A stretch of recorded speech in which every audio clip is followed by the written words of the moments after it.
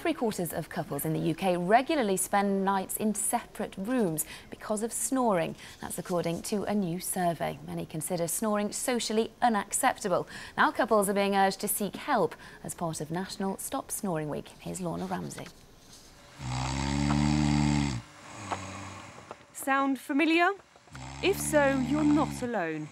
Emma Simpson is just one of the 15 million snorers in the UK, meaning her husband has suffered restless nights for the best part of 5 years. Normally, if the snoring gets too bad, I will go somewhere else, i.e. downstairs into the dining area where we've got a makeshift bed, as you can see here. Snoring is caused by the soft tissue at the back of the mouth, nose or throat vibrating when you breathe in and out.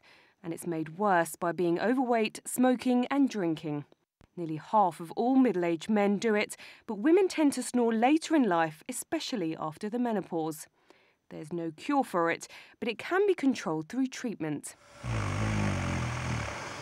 I'm embarrassed to admit to the whole of the country on television that I am a snorer and it does cause my husband and I to sleep in separate beds, but it's something that we'll talk about with our friends and we found that it's quite common. The experts agree, but say it doesn't have to come between you and your partner.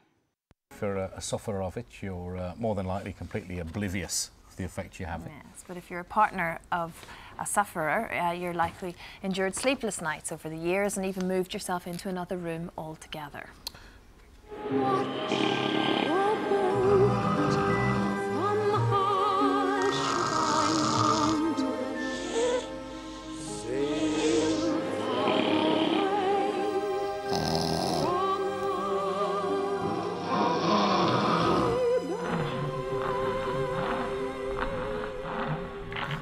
It's National Stop Snoring Week.